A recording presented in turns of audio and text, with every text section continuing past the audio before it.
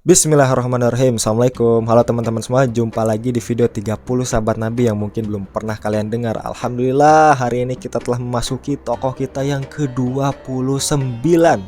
Dia adalah Tsabit bin Qais.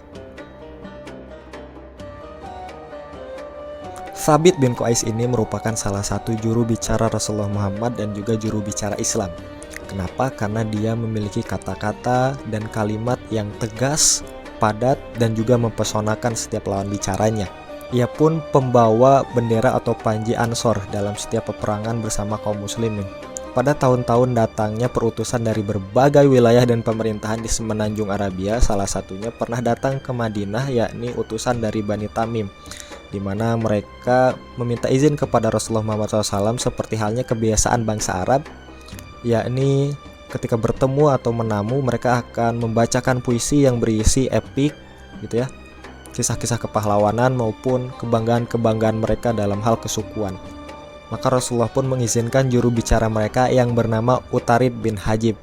Setelah utusan Bani Tamim itu membangga-banggakan kaumnya, maka Rasulullah SAW pun membalas dengan menyuruh juru bicaranya yakni Tsabit bin Qais untuk menjelaskan Islam.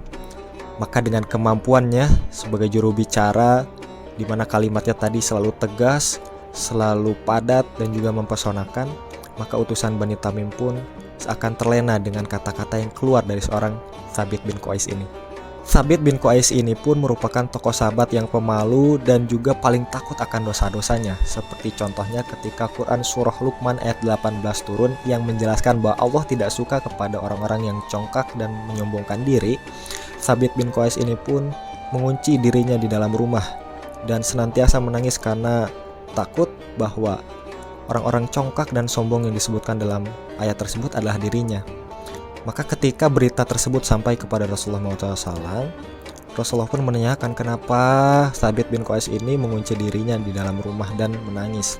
Tsabit bin Qais berkata, "Ya Rasulullah, aku itu senang memakai baju yang bagus gitu ya, sendal yang bagus. Aku takut aku adalah orang yang disebutkan Allah dalam Quran Surah Luqman ayat 18 itu sebagai orang yang sombong." Tetapi Rasulullah Muhammad pun menjelaskan kepada Tsabit bin Qais bahwa dia bukanlah orang yang termasuk dalam golongan tersebut, karena Tsabit bin Qais justru hidup dalam kebaikan dan insya Allah, kata Rasulullah SAW, akan mati juga dalam kebaikan dan syahid di jalan Allah Subhanahu wa Ta'ala. Namun ketika Quran Surah Al-Hujurat ayat 2 turun yang menjelaskan larangan, yakni tidak boleh mengangkat suara melebihi suara Rasulullah SAW, Tsabit bin Qais ini kembali mengulangi hal tersebut, yakni dia kembali mengurung dirinya dalam kamar dan senantiasa menangis di dalamnya.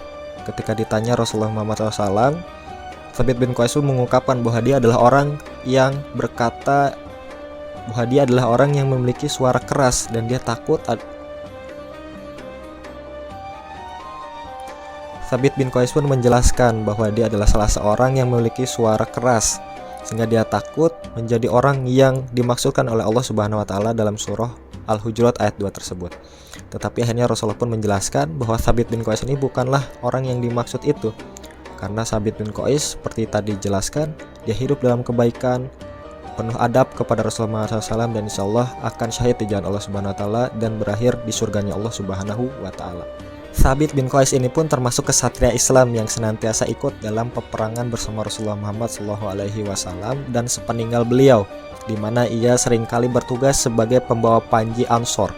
Di pertempuran Yamamah yang sudah sering kita bahas di tokoh-tokoh sebelumnya, yakni umat Islam melawan pasukan dari Musailamah al-Kadzab, si nabi palsu, Tsabit bin Qais ini kembali bertugas sebagai pembawa panji atau bendera kaum Ansor. Pada awalnya, jalannya peperangan tidak menguntungkan bagi kaum muslimin karena terlihat oleh Tsabit bin Qais, kaum muslimin menjadi kendor semangatnya. Dan dia pun berkata, "Demi Allah, kami tidak berperang seperti ini ketika bersama Rasulullah Muhammad SAW." Maka untuk menjadi lecutan bagi kaum muslimin, Tsabit bin Qais ini pun pergi agak jauh lalu kembali dengan kain kafan yang sudah menyelimuti badannya.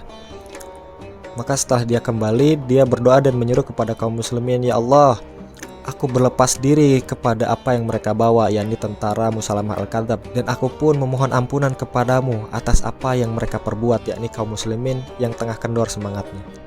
Melihat apa yang dilakukan oleh seorang Tsabit bin Qais, pembawa panji dari kaum muhajirin yakni Salim Maula Abu Huzaifah pun mengikuti jejaknya. Kisah heroik dari seorang Thabit bin Qais pada pertempuran Yamamah ini bisa teman-teman baca sendiri detailnya.